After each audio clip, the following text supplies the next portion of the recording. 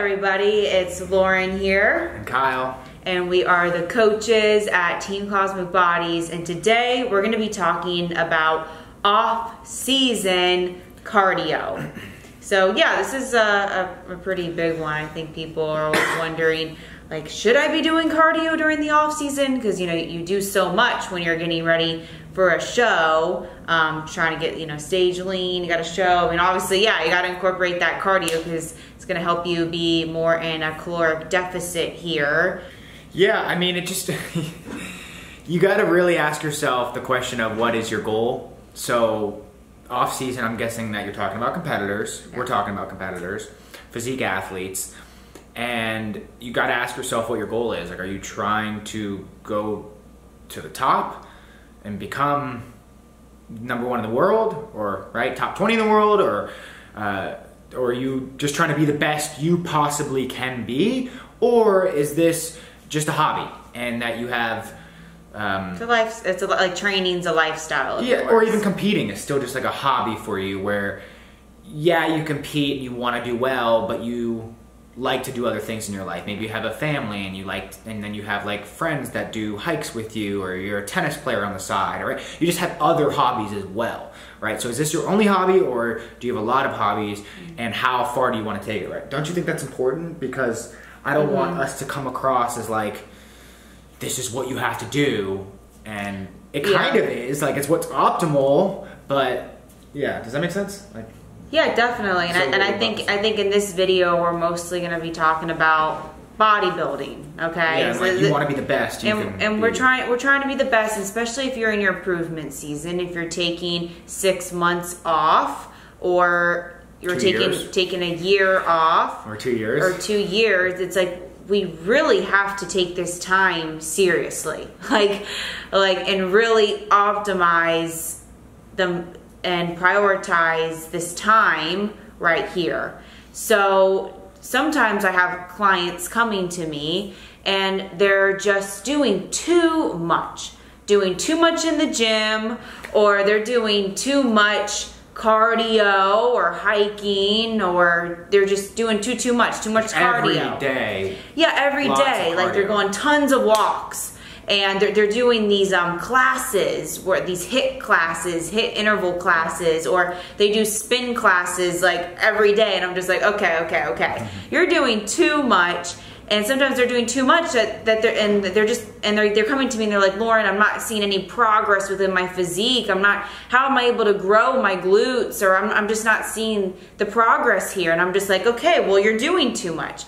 So what I do is I end up taking some of this cardio that they're doing, I take it away slowly, and then their gains are finally revealed. Yeah. And this is for people that are exactly in their improvement season. Their idea is not to necessarily lose body fat, and their goal is just to gain muscle. So you definitely want to be doing a little bit less, and you want to be doing a little less cardio, and you want to be doing more lifting and having your recovery go towards your lifting. You can only recover from so much, right? I mean, and only have a certain amount of calories coming in, and only so much volume you can do. So like she said, we get clients and athletes that come to us and they're doing all these spin classes and they're trying to build up their physique, and we take some of their HIIT classes away slowly, we take some of their cardio away, they're consistent with their nutrition, we get rid of some of the fluff work in the gym that doesn't make sense. You know, those exercises that you're doing and you're just like,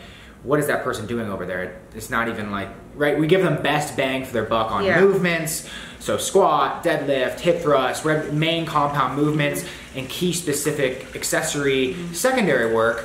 And you got to be able to progress and get stronger and get better at the movements and do more reps over time and get better at the movements.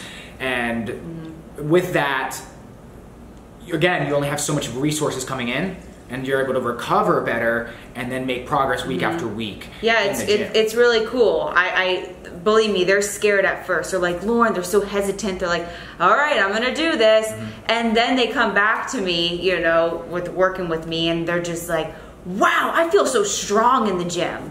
I raised my hip thrust up. I'm squatting heavier now. I'm incline benching heavier now. And it's like, Yeah, because we took some of all of that work that you're doing towards your cardio, and we were bringing all that effort into your gym sessions, and you're able to perform better. And yeah, I find when I'm doing less cardio, I'm able to train way harder in the gym. And I take my gym sessions like way more seriously too, as well.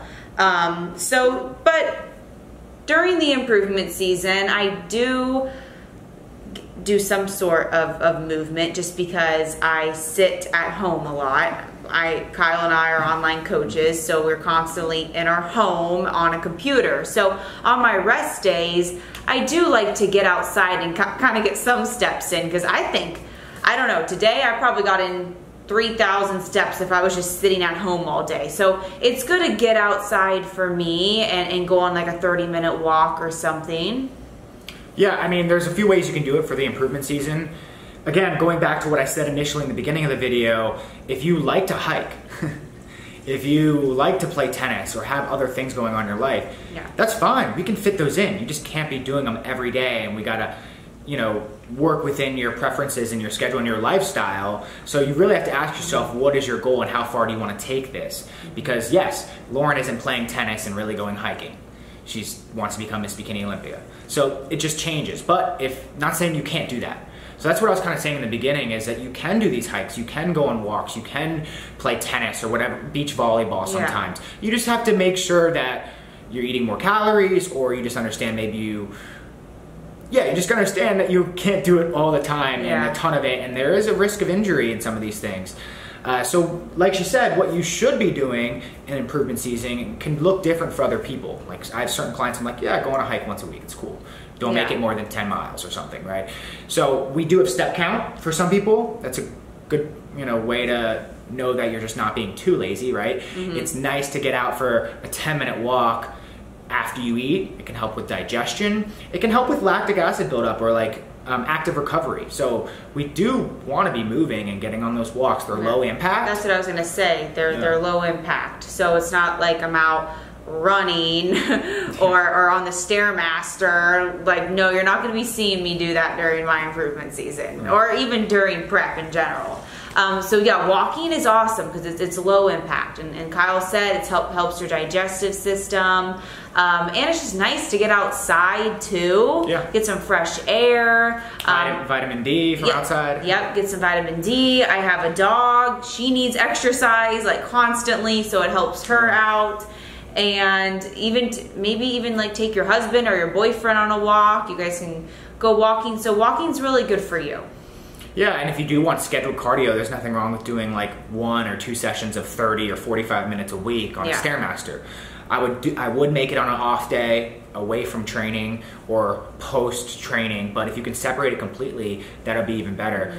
So yeah, like on an off day, if Sundays are your off day from training, you could just kind of fit in a treadmill session or elliptical or a Stairmaster, or get outside like we were been talking about as well.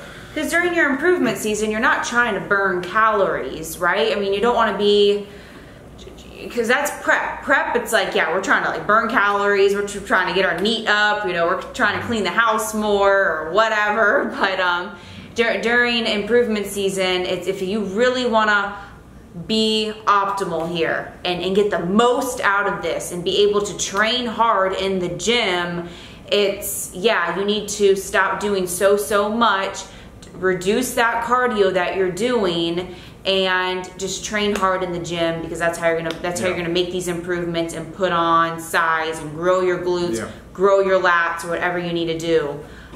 So that is just to paint one more picture, it's just imagine doing that spin class or doing something on your feet all day. You're getting 20K steps in a day because you don't want to see that scale go up, and you're not super on your nutrition or whatever it may be. I mean, imagine going to do legs the next day. It's just going to take away from your recovery. So whether you're okay you weren't even able to raise the weight. Yeah. So. Because you did a spin class and you're tired, you're sore, your leg. I mean, we can only recover for so much. Yeah.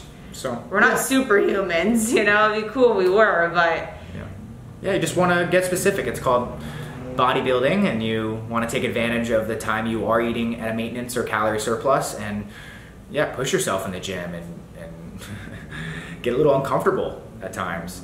And yeah, so we'll leave that there. Thank you for watching. Like the video, subscribe to Lauren, and we'll talk soon.